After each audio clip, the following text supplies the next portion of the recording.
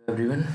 तो पिछले वीडियो में हम लोगों ने देखा कि रिज्यूम्स कैसे कितने इम्पोर्टेंट हैं और क्या क्या हम लोगों को पॉइंट्स याद रखने चाहिए ताकि एक अच्छा रिज्यूम हम लोग बना सकें।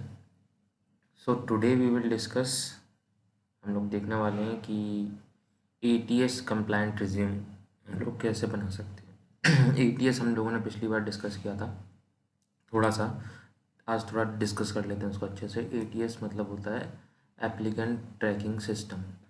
तो आज के दिन में बड़ी बड़ी कंपनीज जितनी भी हैं आपको दिखेंगी, वो क्या करती हैं, वो एक एक रिज्यूम आपका नहीं देखेंगी बाय हैंड कि ये आप उनके पास 1000 रिज्यूम आए, उनने एक देखा, दो देखा, तीन देखा, वो नहीं देखने वाली है।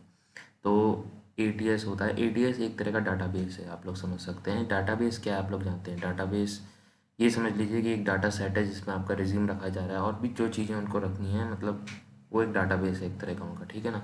वहाँ से उन लोगों को एप्लीकेंट्स देखने हैं, वो एप्लीकेंट्स सॉर्ट आउट करेंगे, फिर आपको इंटरव्यू कॉल मिलेगा या फिर जो भी आगे का प्रोसीजर होगा उनका हायरिंग का, वो प्रोसेस पूरा होगा। तो आप लोगों को अपना रिज्यूम इस तरह डिज़ाइन करना है, इस तरह रखना है कि वो एटीएस कंप्लायंट है। मतलब जैसे एटीएस में डाला तो आप लोगों का रिज्यूम उनको ऊपर शो हो रहा है, क्योंकि जैसे टॉप 1000 रिज्यूम्स हैं, ठीक है ना, उन लोगों को उसमें से 100 रिज्यूम्स चाहिए। तो वो जो एटीएस है, जो एप्लीकेंट ट्रैकिंग सिस्टम है, वो उसमें से टॉप 100 रिज्यूम्स ही सिलेक्ट करेगा, जो कि ह्यूमन इंटरफेस के लिए जाएंगे बाद में। मतलब कि बाद में जो हायरिंग मैनेजर है या जो एचआर है वो उसको ही देखेगा, वो नहीं देखेगा एक एक करके कि 1000 रिज्यूम किस किस के हैं, एक एक पेज खोलना है, मुझे ये करना है। वो इतना इतना इतना टाइम किसी के पास नहीं है आज के दिन में कि वो एक एक रिज्यूम जाके देखे। तो जो टॉप रिज्यूम्स होते हैं केवल वो ही स्क्रीन होंगे। तो आपको अपना रिज्यूम इस तरह बनाना है कि वो एटीएस कंप्लायंट है। आज के दिन में ज़्यादातर रिज्यूम जो हैं, ये समझ लीजिए 70 to 80% रिज्यूम कोई देखता भी नहीं है, क्योंकि वो एटीएस कंप्लायंट होते ही नहीं है। तो व्हाट इज़ एटीएस, पहले आप लोग समझिए एटीएस क्या है। एटीएस है, एटीएस बोलते हैं applicant tracking system. It is a software application that enables the electronic handling of recruitment and hiring needs. जैसे कि किसी कंपनी, समझ लीजिए एबीसी कोई कंपनी है, उसको एक क्वालिटी कंट्रोल एग्जीक्यूटिव की ज़रूरत है, ठीक है। तो उसने ऑनलाइन एप्लीकेशन शो किया, ठीक। तो उसमें उन लोग ने रिज्यूम मांगे, तो रिज्यूम आपने अपलोड किए। समझ लीजिए कि 2000 एप्लीकेंट्स ने रिज्यूम अपलोड किए, तो वो 2000 रिज्यूम्स नहीं देखेंगे। वो एप्लीकेंट ट्रैकिंग सिस्टम में 2000 रिज्यूम जाएंगे, उनमें से जो टॉप 50 100 जो रिज्यूम्स हैं वो सॉर्ट आउट होंगे। और जो सॉर्ट आउट रिज्यूम्स होंगे उनमें से आपको इंटरव्यू कॉल मिलेगा, या जब आगे का procedure, interview, telephonic interview, personal interview, जो भी इंटरव्यू होगा वो आपका आगे का प्रोसीजर फॉलो किया जाएगा।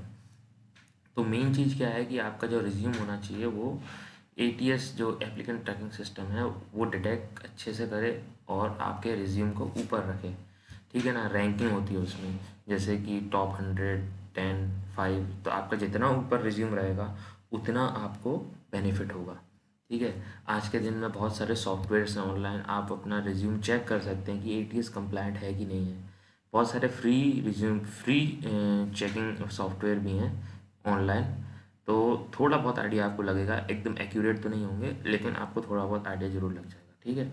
And ATS can be implemented or assumed online at enterprise or small business level depending on the need of organization. Free and open source ATS software also available. तो free open source software यहाँ पे ATS check कर सकते हैं अपने resume डाल के, लेकिन जैसे कि नीड होगी, रिक्वायरमेंट होगी ऑर्गेनाइजेशन की, वैसे वो सॉर्ट आउट करेंगे अपने एप्लीकेशन एटीएस के थ्रू। तो जो मेन चीज़ें हैं, एटीएस कैसे काम करता है आप देखेंगे। एटीएस तो हम लोगों ने डिस्कस किया क्या एप्लीकेंट ट्रैकिंग सिस्टम है क्या नहीं। तो ये काम बेसिकली कैसे करता है और हम लोग कैसे अपना रिज्यूम डिज़ाइन कर सकते हैं ताकि एटीएस उसको सही से डिटेक्ट करे और रैंकिंग जो है हमारे रिज्यूम की, या जो हमारा बायोडाटा है जो हम लोगों ने भेजा, उसको ऊपर रखा जाए।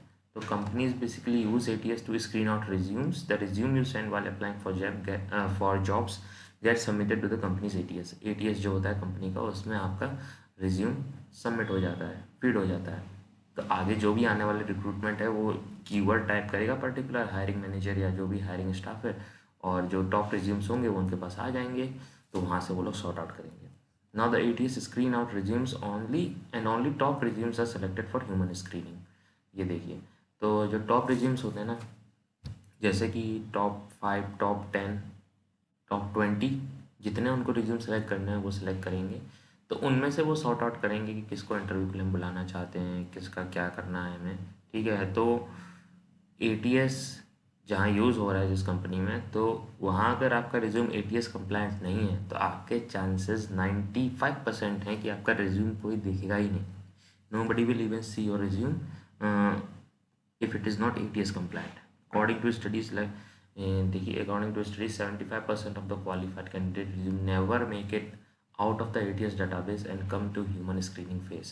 तो ह्यूमन स्क्रीनिंग फेज के लिए बहुत सारे कैंडिडेट हैं जो क्वालिफाइड हैं, वेल क्वालिफाइड होंगे, लेकिन वो कभी आते ही नहीं हैं स्क्रीनिंग के लिए, आगे ह्यूमन स्क्रीनिंग के लिए। तो hiring manager search the ATS database and pick candidate as per the requirement without looking at each resume. तो एक एक रिज्यूम देखने का टाइम किसी के पास नहीं है आज के दिन में। अगर किसी कंपनी के पास 10,000 रिज्यूम आ रहे हैं और उनको 2 दिन में हायरिंग प्रोसेस करना है पर्टिकुलर पोजीशन के लिए, तो वो 10,000 रिज्यूम तो देखने नहीं वाले। वो सीधा एटीएस से टॉप कीवर्ड सेलेक्ट करेंगे, जो टॉप रिज्यूम्स होंगे उनको इंटरव्यू कॉल देंगे या फिर जो भी प्रोसेस होगा तो वो करेंगे, ठीक है। तो ये नहीं है कि आपका रिज्यूम हर एक कोई देखने वाला है खोल के, तो ऐसा बिल्कुल नहीं है। वो अपने रिक्वायरमेंट के हिसाब से पिक करेंगे कि कैंडिडेट कैसे पिक करना नहीं करना। The ATS system places the resume content into categories and then scan it for specific and relevant keywords to determine if the job application should be passed along to the recruiter। तो basically बहुत सारे process होते हैं scan करने के। Like keyword डालेंगे, जो job profile होगी वो डालेंगे, जैसे क्वालिटी कंट्रोल पोजीशन है क्वालिटी कंट्रोल में या फिर क्वालिटी एश्योरेंस में, तो वो डालेंगे क्वालिटी एश्योरेंस या फिर QA ऐसे करके। तो जो रिज्यूम्स आएंगे टॉप के वो आपको सॉर्ट आउट करेंगे, ठीक है। Most of the time recruiter search for candidate using keywords. The keywords are usually job titles and specific skills. जरूरी नहीं है कि बिल्कुल जॉब टाइटल्स ही सर्च किया जाए, स्किल्स भी सेलेक्ट करी जा सकती है। जैसे कि स्किल चाहिए किसी को माइक्रोबायोलॉजिस्ट की पोजीशन है, किसी को चाहिए कि मीडिया प्रिपरेशन करने के लिए उनको चाहिए, या फिर स्टेनिंग करने के लिए चाहिए, ठीक है, या फिर माइक्रोबियल कल्चर के लिए चाहिए, तो वो कीवर्ड वो डाल सकते हैं। माइक्रोबियल कल्चर डाल देंगे, स्टेनिंग डाल देंगे, माइक्रोबायोलॉजी डाल देंगे, तो जो टॉप के रिज्यूम्स हैं वो उनके पास आ जाएंगे। जो टॉप के रिज्यूम आ गए फिर उनमें से वो सॉर्ट आउट करने वाले हैं, उसमें से एक एक रिज्यूम कोई भी नहीं देखने वाला है। Creating an ATS friendly resume. तो ये कुछ पॉइंट्स हैं, आप लोग इसको ध्यान में रख सकते हैं जब आप अपना रिज्यूम डिज़ाइन कर रहे हैं या फिर बना रहे हैं। तो मेन पॉइंट्स थोड़े बहुत ये हैं, और भी बहुत सारे पॉइंट्स हैं, हम आगे डिस्कस करेंगे अगर आप चाहेंगे तो।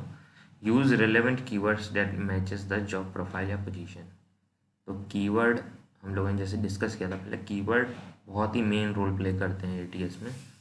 जो एप्लीकेंट ट्रैकिंग सिस्टम है वो कीवर्ड पे ही एक तरह से बेस्ड है। स्किल्स आपकी हो गई, वो भी कीवर्ड ही है एक तरह के, ठीक है ना।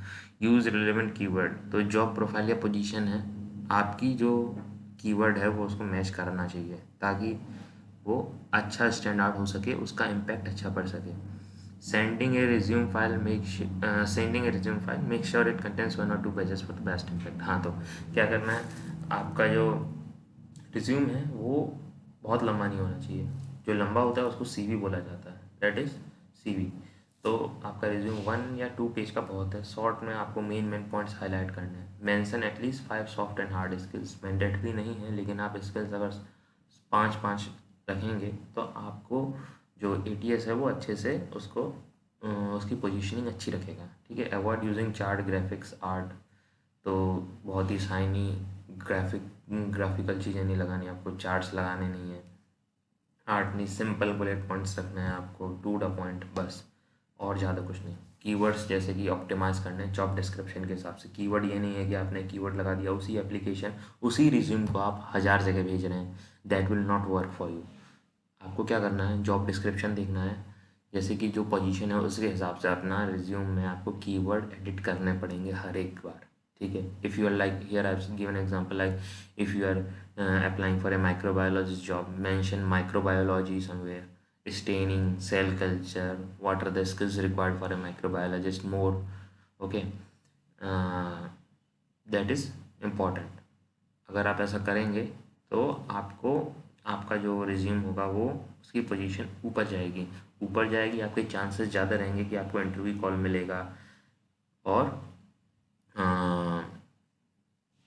मे बी आपको टेलीफोनिक इंटरव्यू या फिर पर्सनल इंटरव्यू जो भी होगा वो कॉल मिलेगा। ज़्यादातर इंटरव्यू कॉल नहीं मिलता लोगों को, ठीक है, और कॉल ही नहीं आते हैं। आप रिज्यूम भेजेंगे, कॉल ही नहीं आया, कुछ नहीं आया, तो बेसिकली आपका रिज्यूम देखा ही नहीं जाता है कई बार, क्योंकि आपका रिज्यूम एटीएस फ्रेंडली है ही नहीं। एटीएस फ्रेंडली नहीं है तो वो डिटेक्ट करेगा ही नहीं, ठीक है।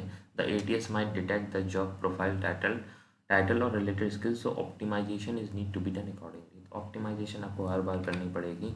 अगर आप ऑप्टिमाइजेशन नहीं करेंगे तो ये ज़रूरी नहीं है आपका रिज्यूम स्टैंड आउट करे बाकियों के अलावा, इम्पैक्ट क्रिएट करना है तो आपको हर बार एडिट करना पड़ेगा, ठीक है। तो make sure you look upon the required job title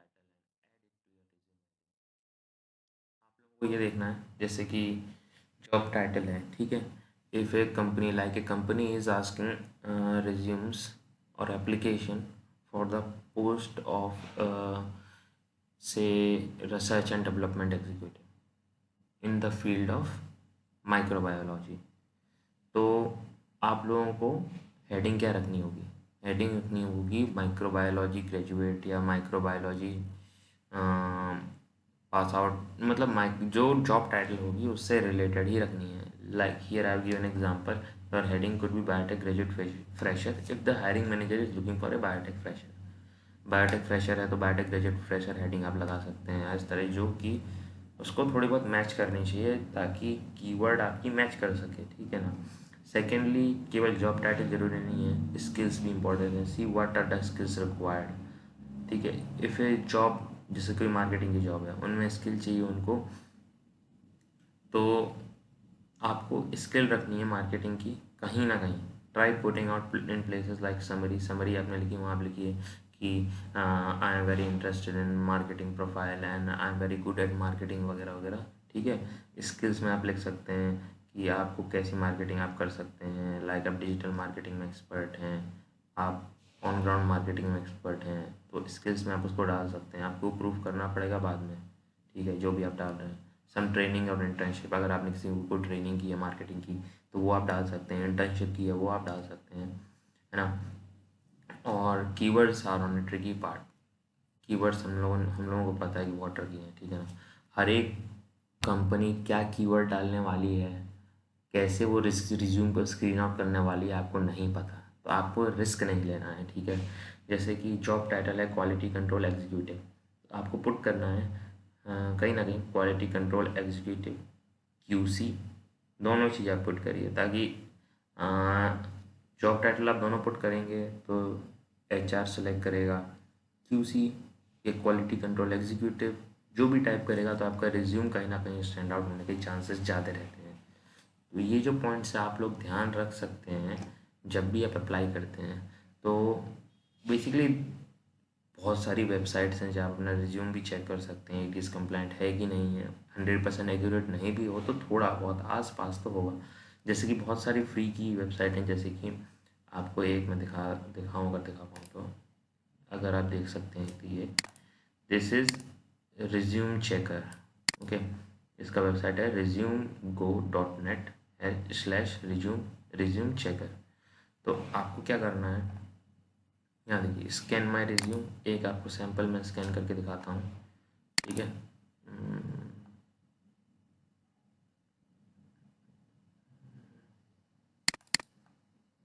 देखिए ये मेरा ही रिज्यूम है, ठीक है।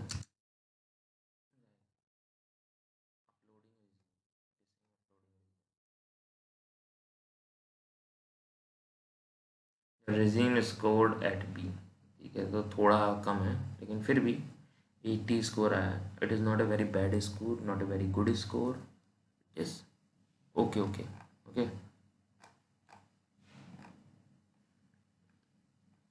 तो देखिए जैसे कि दो डॉक्यूमेंट सिनॉप्सिस आपको नीचे मिलेगी, इसमें एटीएस कंप्लाइंट है, ठीक है। फाइल टाइप वर्ड डॉक्यूमेंट, ठीक। फाइल साइज इतनी, पेज काउंट मैंने पेज थोड़े ज़्यादा रखे हुए हैं, तो इसलिए बता रहा है कि आपका पेज ज़्यादा है, तो that is a point. Word count ठीक है, ठीक है। फ़ोन नंबर दिया हुआ है, ईमेल एड्रेस, लिंक URL आप दे सकते हैं, मैंने नहीं दिया तो वो भी दिखा रहा है। Education, work history, skills, database, personal pronouns, ठीक है।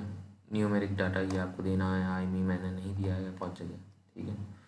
बहुत पुराना रिज्यूम पड़ा हुआ है वो। Numeric data, numericalize data, vocabulary level है वो आप चाहिए, रीडिंग लेवल, कॉमन वर्ड्स, ठीक है ना।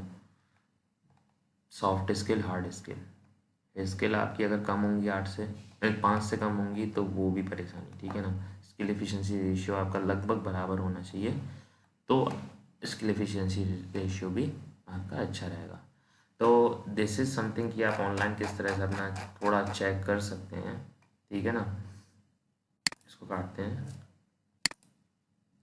तो यही था हम लोगों ने आज डिस्कस किया, ठीक है। तो इसको अगर आपको अच्छा लगा हो तो आप शेयर कर सकते हैं, लाइक कर सकते हैं, कमेंट कर सकते हैं अपने क्वेरीज, आंसर करने की हम कोशिश करेंगे, पूरी पूरी बल्कि आंसर ही करेंगे।